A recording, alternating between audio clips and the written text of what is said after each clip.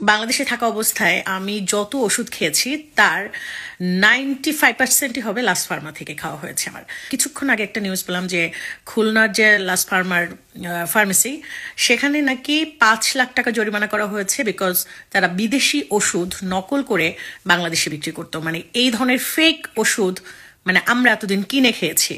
তো এই ওষুধ খেয়ে আমরা কি আশা করব যে আমরা ওই ওষুধের বিনিময়ে আমরা সুস্থ হয়ে যাব, নাকি আমাদের দীর্ঘমেয়াদী আরো নতুন কোনো অসুখ আমাদের মধ্যে তৈরি হবে যেটা আরো বেশি ভয়ঙ্কর।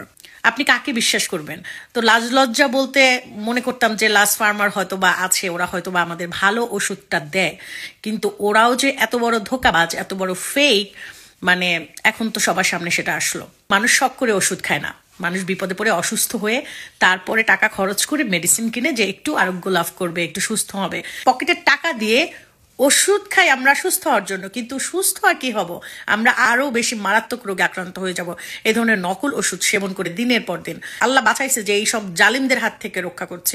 আমি বাংলাদেশ থেকে জার্মানিতে আসার পরে, যেখানে আমার বাংলাদেশে থাকতে দৈনিক 3টে অ্যালার্জির ওষুধ আমি খেতাম, তারপর আমি হাঁচি দিতাম, কাশি দিতাম, আমার শ্বাসকষ্ট হতো, আমার মারাত্মক পর্যায়ে অ্যালার্জি ছিল, ডাস্ট অ্যালার্জি ছিল।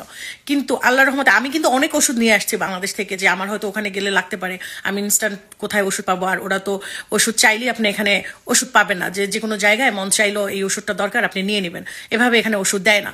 তো আমি সেজন্য প্রোটেকশন হিসেবে নিয়ে আসছি অনেক ওষুধ। কিন্তু আল্লাহর অশেষ রহমত যে আমার এখানে পা দেওয়ার পরে, আমি জার্মানিতে আসার পরে আল্লাহর রহমতে আমার সেখান থেকে একটা ওষুধ এখন পর্যন্ত খেতে হয়নি।